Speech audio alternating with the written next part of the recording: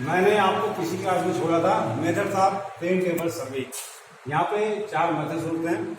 Radiation method यानी कि विकिरण विधि, दूसरा है इंटरसेक्शन मेथड यानी कि प्रतिच्छेदन विधि, तीसरा है ट्रेवर्सिंग मेथड यानी कि माला रेखन विधि, और चौथा है रिस्ट्रक्शन मेथड। इन मेथड्स को बताने के पहले मैं इन मेथड्स की लिमिटेशन आपको बता दूं।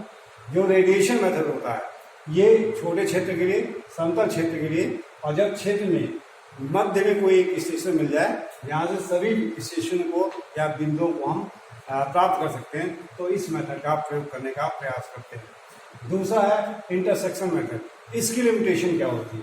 इसकी लिमिटेशन ये होती है कि ये ऐसी जगह जब तो उस लक्ष्य तक पहुंचना हमारे लिए आसान नहीं होता है, उस जगह पे हम इंटरसेक्शन मेथड का प्रयोग करने का प्रयास करते हैं।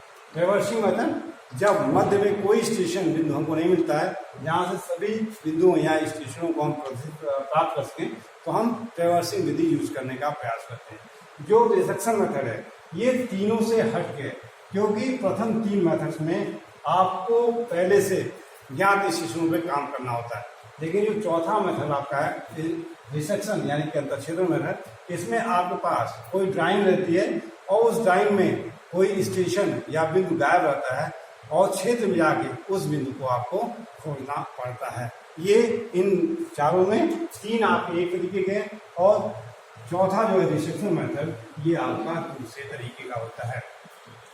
अब आता है आपके पास रेडिएशन मेथड। विकिरण विधि किसे कहते हैं?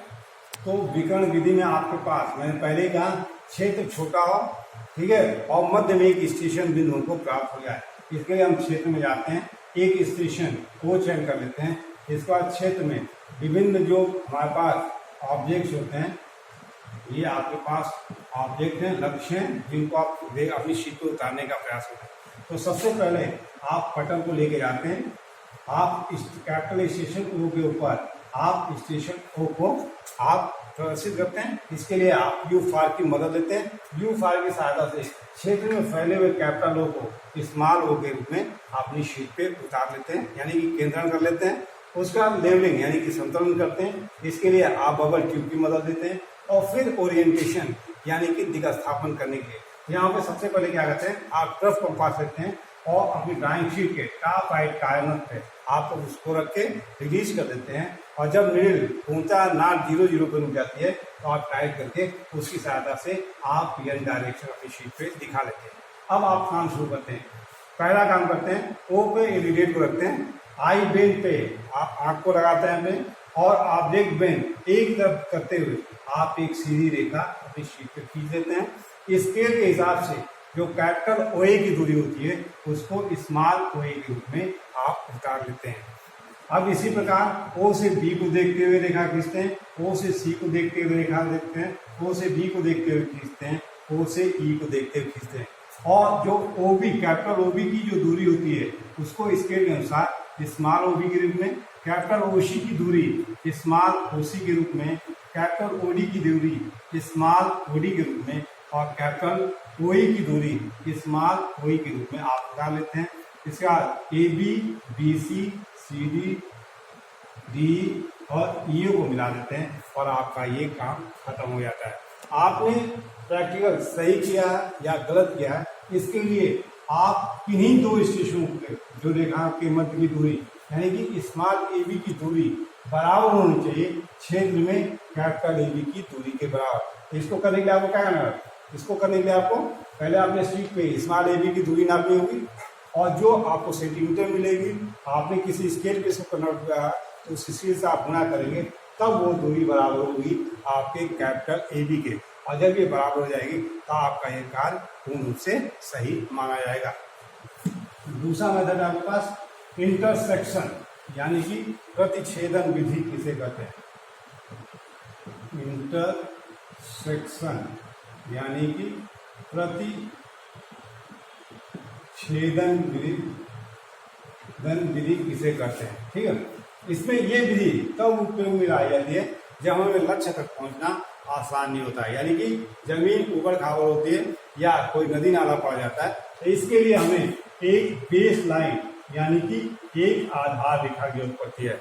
हम क्षेत्र में जब भी जाएंगे, जब एक आधार रेखा बनाने का प्रयास करेंगे तो निश्चित तौर पे हमारे पास 2 स्टेशन प्राप्त हो जाएंगे। इसमें सिर्फ आपको बेस लाइन यानी कि आधार रेखा की आपको जरूरत पड़ती है और इस आधार रेखा को आप अपने हिसाब से कर लेते हैं। ठीक है, अब इसके बाद क्या करते हैं, मान लीजिए क्षेत्र में फैले हुए ये कैपिटल सी, कैपिटल डी और कैपिटल ई आपके स्टेशन है।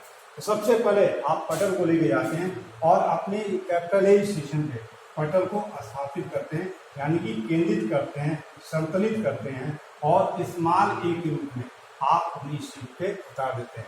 ट्रफ कंपास की मदद से आप क्या करते हैं कि टॉप राइट कॉर्नर पे या आप एन दिशा निर्धारित कर लेते हैं। इसके बाद ए पे रीड करते हैं और ग्राउंड जो आपने आधार रेखा तय किया था उसके लास्ट पॉइंट यानी स्टेशन बी को देखते हुए एक रेखा खींच लेते हैं। इसको इस दूरी को नाप लेते हैं और स्केल के अनुसार इसे स्मॉल ए बी के रूप में आप उतार लेते हैं। अब आप काम शुरू करते हैं। ए से कैपिटल सी को देखते हुए खींच देते हैं रेखा, बी से कैपिटल डी को देखते हुए ए से और फिर आप ए से ही कैपिटल ई को देखते हुए रेखा खींच लेते हैं। अब आप पटल को उठाते हैं और स्मॉल बी को कैपिटल बी के ऊपर ले जाकर रखने का प्रयास करते हैं यानी कि आप यहाँ से पटल लेके गए, ठीक है, और स्मॉल बी को आपने कैपिटल बी पे लाया यानी कि आपने इसे केंद्रित कर दिया, सेंट्रिक कर दिया। सेंट्रिक करने के बाद आपके पास ये फिगर होगा, ठीक है, तो बी ए पे रिलेट करिए और पटल को तब तक घुमाइए जब तक कि ए पे रखे हुए रेंजिंग गार्ड को, स्टेशन ए पे रखे रेंजिंग गार्ड को आप साइड ही रहे। जैसे ही साइड पर लेते हैं आप पटल को टाइट कर दीजिए, अब पटल आपका ओरिएंटेड हो गया। तो निश्चित तौर पे ए से खींची गई ये रेखाएं आपके पास पहले से मौजूद होंगी। अब आपको करना क्या है, बी पे रिलेट रखिए और ग्राउंड के सी को देखते हुए रेखा कीजिए। जो ए से खींची गई रेखा सी को कहीं काटेगी, इसी प्रकार बी से डी को देखते हुए रेखा खींचिए, ये कहीं आपको काटेगी। इसी प्रकार आप ई को देखते हुए खींचिए, ये कहीं काटेगी। आप इस सी डी और ई को मिला दीजिए, ये आपका काम हो गया। ठीक है, क्या आपने वर्क सही किया है या गलत किया है इसकी जांच कीजिए। इन 2 बिंदुओं या स्टेशनों के मध्य की दूरी को आप नाप लीजिए फील्ड में जाके और अपने शीट पे आप नापिए और स्केल से गुणा कर दीजिए। अगर दोनों आपके शीट का और क्षेत्र का दोनों बराबर हो जाता है तो आपके द्वारा किया गया कार्य सही है। इसके बाद आपके पास ट्रेवर्सिंग यानी कि माला रेखन विधि किसे करते हैं। ठीक है, अगला है आपके पास ट्रेवर्सिंग मेथड, ठीक है, यानी कि माला रेखा विधि। इसकी लिमिटेशन मैंने पहले ही आपको बता दी थी। ये तब प्रयोग में किया जाता है जब हमारे क्षेत्र में मध्य में कोई ऐसा बिंदु नहीं मिलता स्टेशन बिंदु जहाँ से सभी बिंदुओं को आसानी से उसको प्राप्त कर सकें। तो इसके लिए हम करते क्या हैं, मान लीजिए हमारे पास कोई ये ऑब्जेक्ट है तो हम अपने हिसाब से स्टेशनों का चयन इस प्रकार करते हैं कि स्टेशन तक पहुँचना आसान हो और सभी स्टेशन एक दूसरे से स्पष्ट दिखाई दे रहे हों। इस तरह से यहाँ पे अब हम स्टेशन ए पे जाते हैं, पटल को स्थापित करते हैं, स्टेशन ए को कैपिटल ए को स्मॉल ए के रूप में अपनी शीट पे उतार देते हैं। इसके बाद बी कैपिटल बी को देखते हुए हम इस दूरी को नाप लेते हैं, स्मॉल बी के रूप में उतार लेते हैं। इसी प्रकार ए से कैपिटल ए को बी को देखते हुए हम अपना खींच लेते हैं, ठीक है, और इस दूरी को नाप के हम अपने स्मॉल डी को दिखा लेते हैं। अब यहाँ से क्या करते हैं, ये जो बिल्डिंग का इसे से इसको देखते हैं, फिर इसको देखते हैं और फिर इसको देखते हैं।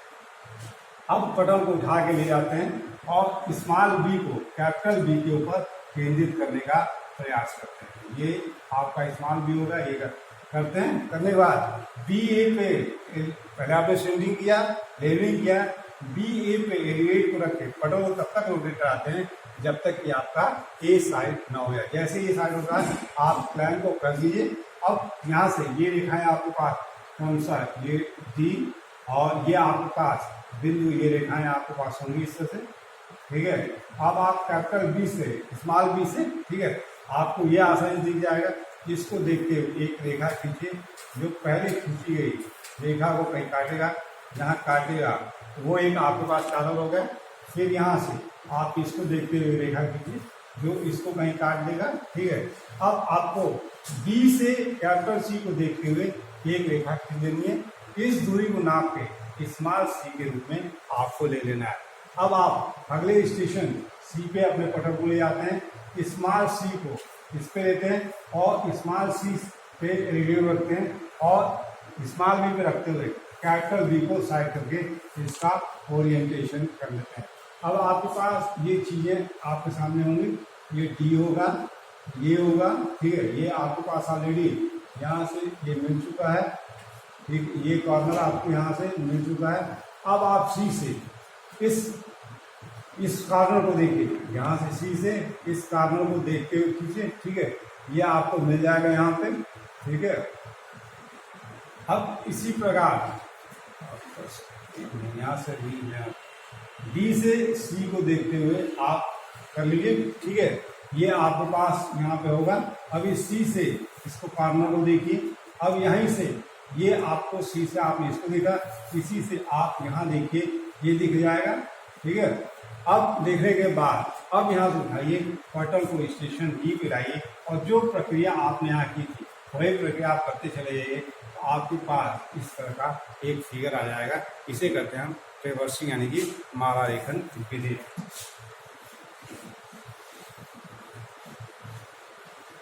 अब आपके पास आता है रिसेक्शन मेथड यानी कि अंतरछेदन विधि। हमने पहले कहा कि ऊपर के 3 मेथड जो हैं वो किसके लिए होते हैं, जब आपको क्षेत्र में स्टेशन आसानी से मिल जाते हैं।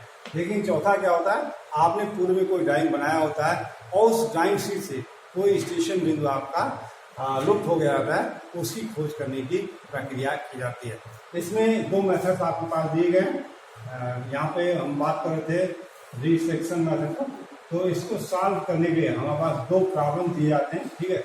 एक है 2 पॉइंट प्रॉब्लम और दूसरा हम लोग के पास है 3 पॉइंट प्रॉब्लम। 2 पॉइंट प्रॉब्लम और 3 पॉइंट प्रॉब्लम, 2 तरीके से हम इसको करने का प्रयास करते हैं, ठीक है।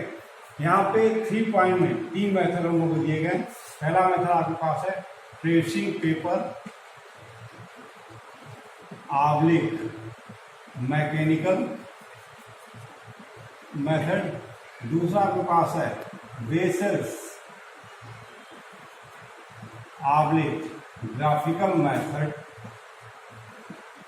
और तीसरा आपके पास है एक लेमन साहब हुआ करते थे, उन्होंने कुछ रूल्स दे दिए, लेमन्स रूल्स, जिसे हम ऑब्लिक के रूप में कहते हैं ट्रायल एंड एरर मेथड, ठीक है। इसमें आपके पास कोई ड्राइंग शीट होती है, उस ड्राइंग शीट पे कोई बिंदु लुप्त हो गया होता है, तो उसको आपको खोज करना होता है। यहाँ पे हम बात करें कि 2 पॉइंट और 3 पॉइंट प्रॉब्लम होते क्या है। 2 बिंदु जो क्षेत्र में पहले से मौजूद हैं, जिनकी आलेखित स्थितियां पहले से हमारे ड्राइंग शीट के ऊपर मौजूद है, के सापेक्ष उस स्टेशन या उस बिंदु की खोज करने का प्रयास करना जहां से ये दोनों स्टेशन हमारी ड्राइंग शीट पे लाए गए होंगे, 2 पॉइंट प्रॉब्लम कहलाता है। क्लियर हो रहा है? 2 पॉइंट प्रॉब्लम क्या है? 2 बिंदु जो क्षेत्र में मौजूद हैं, जिनकी आलेखित स्थितियां पहले से ही ड्राइंग शीट पे हमारे मौजूद हैं के सापेक्ष ये हमारी ड्राइंग शीट पे कैसे आई हैं, उस बिंदु को खोज करने का प्रयास करना 2 पॉइंट प्रॉब्लम कहलाता है। इसी प्रकार आपका 3 पॉइंट प्रॉब्लम, आपको कुछ नहीं करना है, डिफिनेशन सेम रहेगी। आपको करना क्या है, 2 बिंदुओं की जगह पे आपको 3 बिंदु है, 3 बिंदु जो क्षेत्र में पहले से मौजूद हैं, जिनकी आलेखित स्थितियां हमारे ड्राइंग शीट पे हैं, के सापेक्ष उस स्टेशन की खोज करना जहां से ये तीनों बिंदु हमारी ड्राइंग शीट में लाए गए होंगे, आपके 3 पॉइंट प्रॉब्लम कहलाते हैं। और इसके लिए आपके पास 3 मेथड दिए गए हैं। ट्रेसिंग पेपर, इसमें ट्रेसिंग पेपर की मदद दी जाती है, इसलिए आपका एक ग्राफिकल मेथड है और इसमें लेमन साहब ने कुछ रूल्स दिए हुए हैं, ठीक है, उसकी मदद करने का प्रयास करते हैं। कर दीजिए।